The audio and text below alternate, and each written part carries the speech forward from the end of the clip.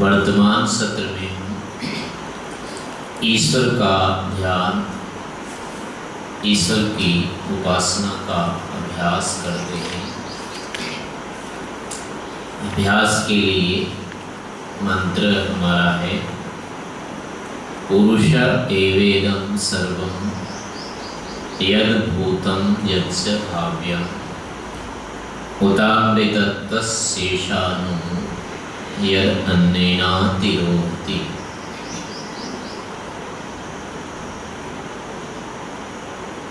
हे सर्वोत्कृष्ट उत्तम नित्य मोक्ष सुख के स्वामी परमेश्वर सृष्टिकर्ता,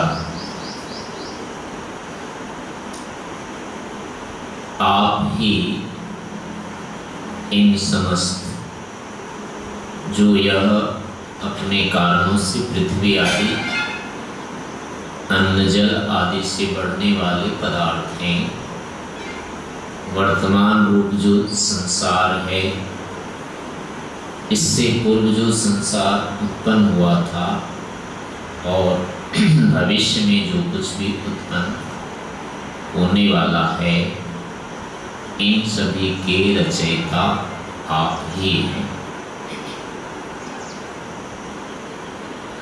मंत्र में जितने भी पदार्थ हमारे संबंध में आ रहे हैं, जिनसे हमारा संपर्क होकर के उनसे हमें कुछ उपलब्धि हो रही है, हमें इनका परिज्ञान हो रहा है या हमको कुछ भोग हो रहा है, इन सभी का जो निमित्त कारण है वह ईश्वर हमारे लिए अभी जानने योग्य है।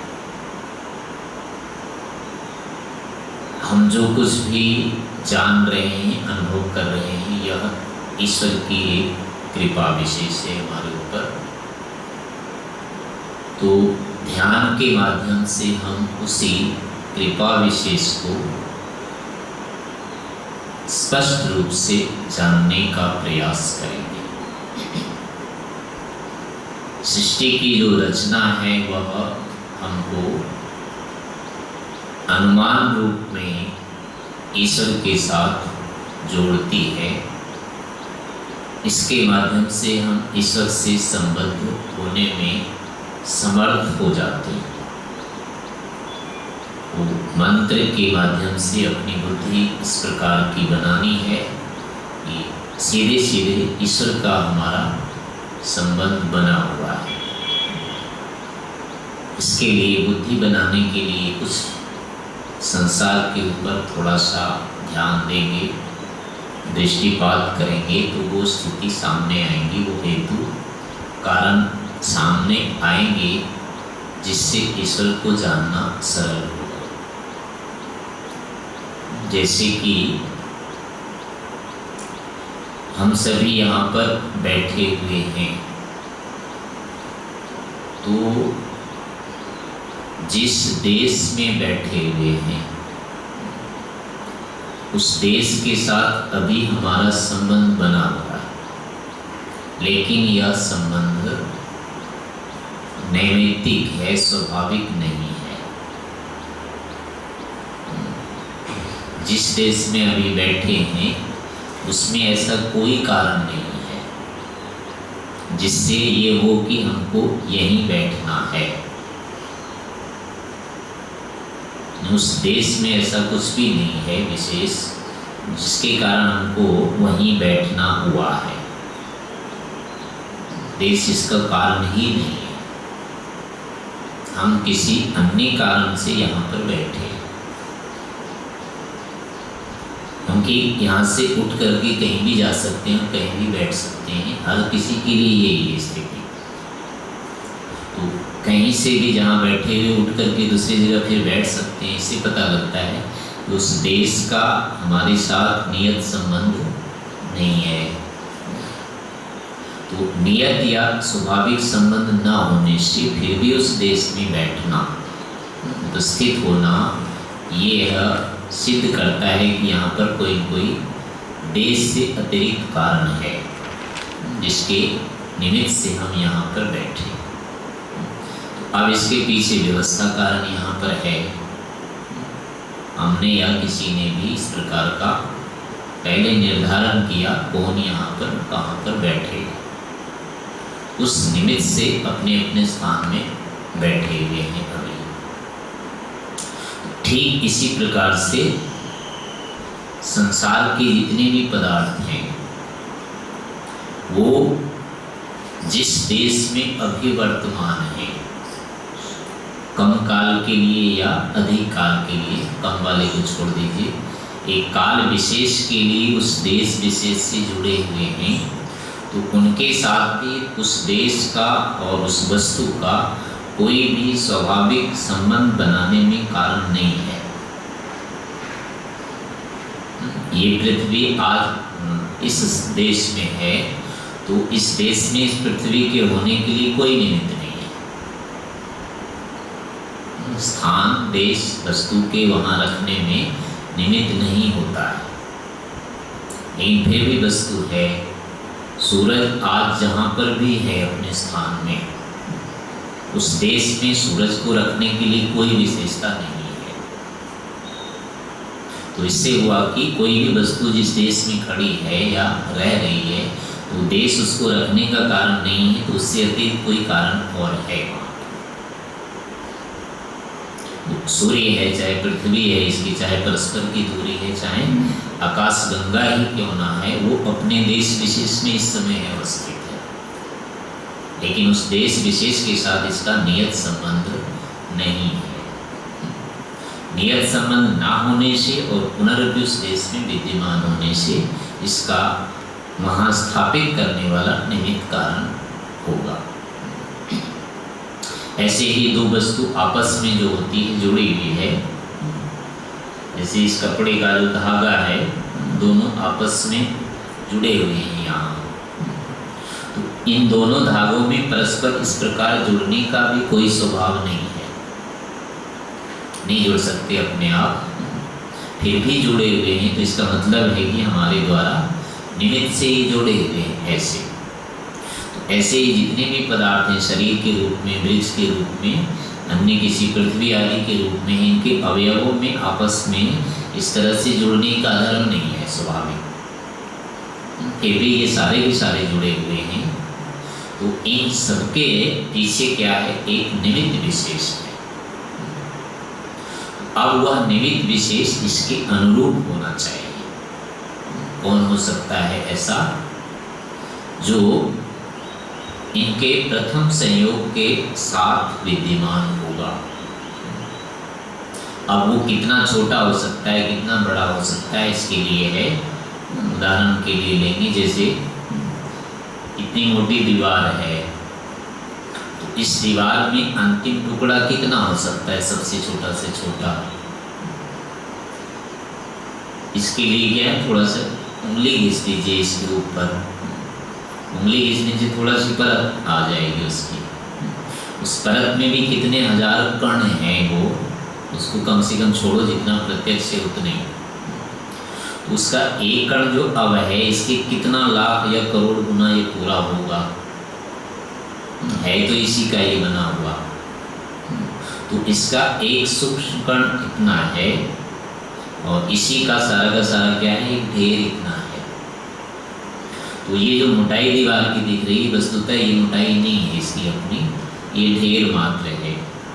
उस ढेरों में से सबसे छोटा जो कण है एकदम से, उस कण को जोड़ने में जो समर्थ है वही इसका मुख्य कारण बनेगा। जैसे जितने भी संसार में हम दिख रहे हैं सारे के सारे अंतिम परमाणु है, वो कितने छोटे हो सकते हैं। इसी से पता हमारे शरीर में कितने परमाणु हो सकते हैं, थोड़ा सा घिस के देखो उसमें निकल जाता है, उसका एक इकाई मान लो और उससे गुणा करके देखिए कितना हो सकता है, वो हमारी बुद्धि के बाहर होगी गिनती इसकी। और ये सारे जितने दिख रहे हैं ये कितने होंगे, तो जितने भी कण हैं इन सभी के साथ संबंध रखने वाला पदार्थ होगा।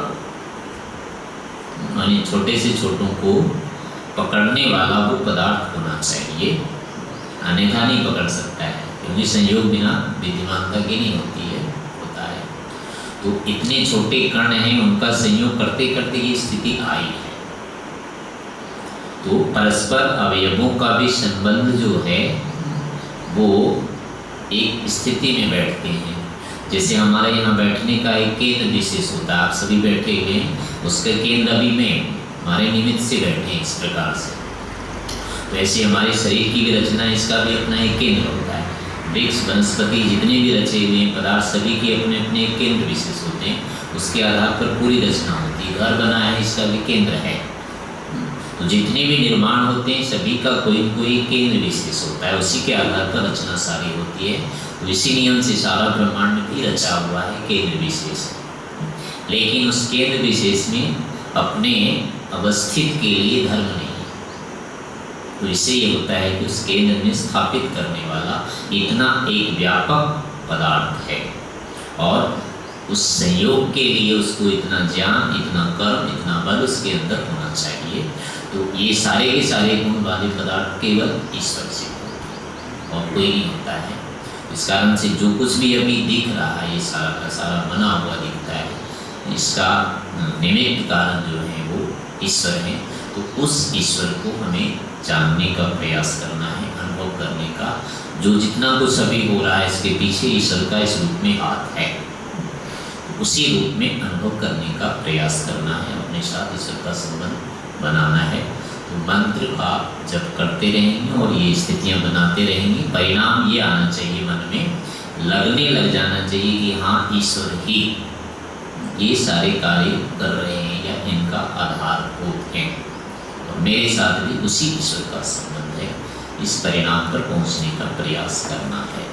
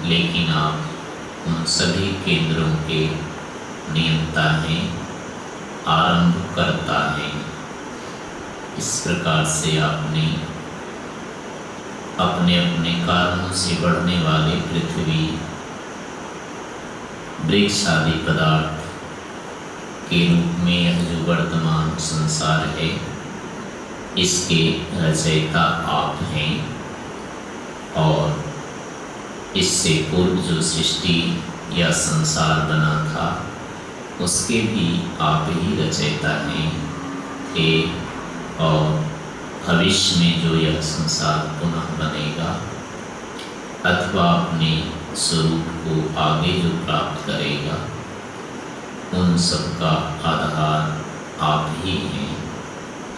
हे सर्वव्यापक सर्वकर्ता प्रभु, सर्वत्र विद्यमान होते हुए भी आप मुझ में विद्यमान हैं, और सभी अपने गुणों के साथ हमारे अंतःकरण में, हमारी आत्मा में आप वर्तमान हो रहे हैं। सो हे भगवान, मैं आप परम पुरुष से अपना संबंध बनाना चाह रहा हूँ, आपसे संबद्ध होने को उद्यत हूँ।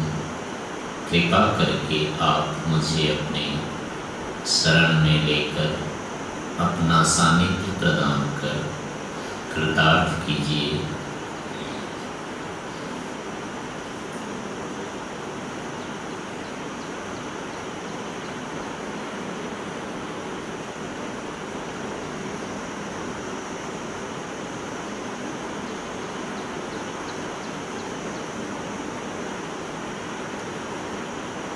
जो कोई वस्तु बुद्धि में आती है, चाहे वो वृत्ति के रूप में आ रही है, उसकी रचना को पकड़ लें। उसकी रचना कैसे हुई है, किस किस रूप में इसकी रचना संभव है, और धीरे धीरे उसके प्रथम आरंभ तक पहुंचने का प्रयास करें। वह ईश्वर तक हमको पहुंचा